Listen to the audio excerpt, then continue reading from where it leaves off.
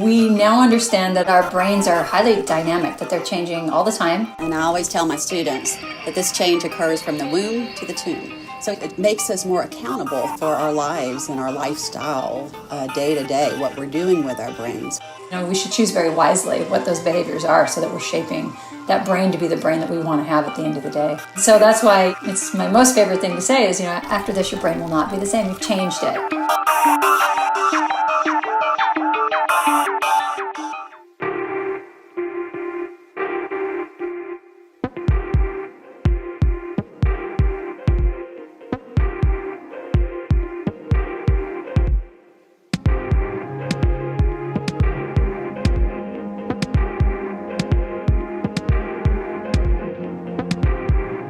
We are born with a lot of neurons of the nerve cells, like 86 billion we have in our brains. But just like it's not helpful to have a big pile of bricks, 86 billion bricks, it's not until you start to build them and make structures out of those bricks that they become more functional, efficient, and adaptive. So it's our responsibility through training, through education, to help to organize and build neural circuits that are healthy and functional. The key concept to remember is that in terms of brain change, in terms of neuroplasticity, the single most important driver of that is your behavior.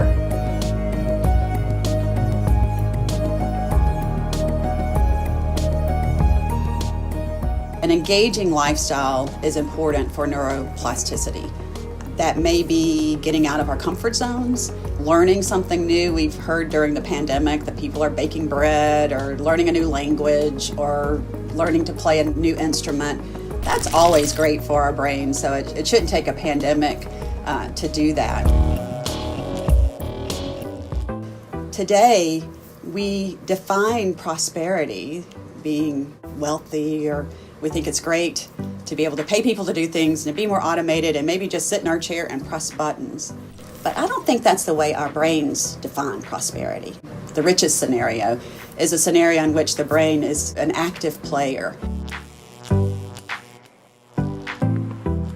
Exercise, I can't beat that drum enough. There's a lot of evidence now that people who habitually exercise have healthier brains into adulthood. They're better able to learn. You're better able to recall information. So when we engage in an experience, we're using certain areas of our brains, and if they are used in association frequently, they will build what we call neural networks. And so you become more proficient and more efficient with these behaviors.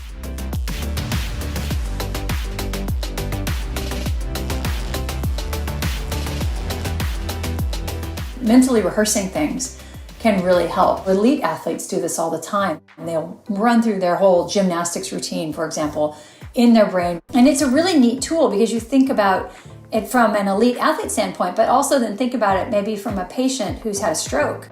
It might not be safe for that patient to get up and walk by themselves, but they certainly can mentally practice walking and still see a benefit from that rehearsal.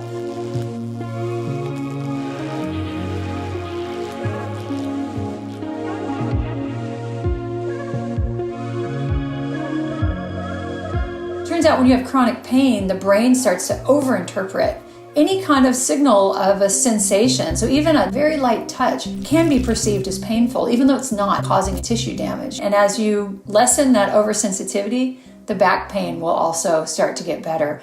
I do recommend, writing down recordings so that you can see fluctuations and the data and go, oh my goodness, I changed this response and then this got better.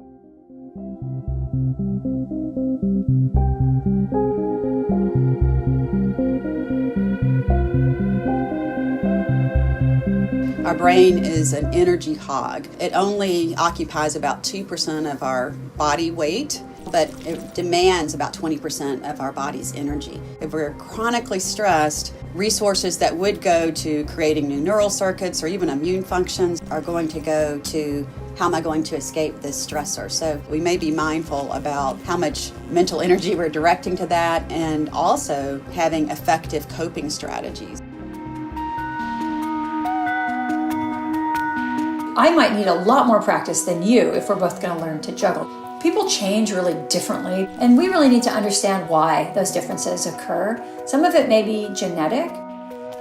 Our brains do change with age. Young learners are more neuroplastic. They seem to be faster and more able, and in part it may be because they have this brain that hasn't changed a lot yet. It's very kind of a blank slate. Our capacity, even though it's not as good as it was, it's still really remarkable, and it's really important for our brain health that you continue to try to learn, you continue pushing on the boundaries of your learning. There have been several studies, for example, that suggest that people who routinely do the crossword and have done so their whole life, they have lower rates of dementia.